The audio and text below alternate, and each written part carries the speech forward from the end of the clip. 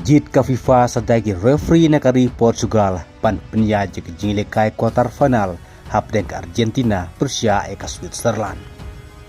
Hadin maka FIFA kala jitang daki referee negari Argentina ban penyaj ya ke jinglekai hapdeng ke France Persia eka Morocco. Mentah saj sinpat ka FIFA kala jit sadagi referee negari Portugal ban penyaj ya ke jinglekai quarter final hapdeng ke Argentina Persia eka Switzerland. Kata hak step sni blay kat artarik hak port nriu siteng. Kat kum lagi kubor laong baka FIFA officially kala pentikna bakla jit ya referee kata João Pinheiro ubadai negeri Portugal ban penyaj ke jinglekai hak ni ke World Cup quarter final hapdeng ke Argentina Persia eka Switzerland. Referee hakne ke jinglekai ke Argentina bat ke Switzerland undai João Pinheiro negeri Portugal. Asisten referee bandingkong undai Bruno Jesus.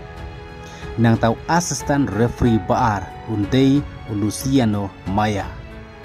Reserve asisten referee undai Michael Barwigan.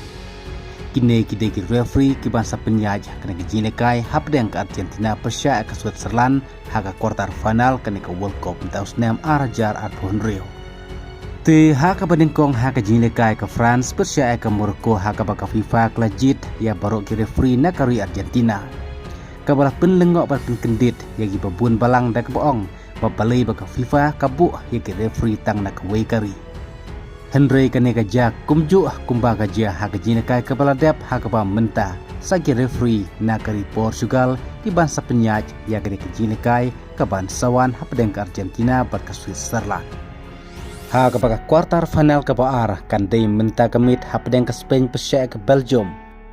Kad ba hak steps ni bleipat ke jinglekai kandai hapdeng ke Norway Persia ke England kata hak por arsiteng. Kad baka jinglekai hapdeng ke Argentina Persia ya ke Switzerland kandai haka por nriu siteng. Kublai sibon.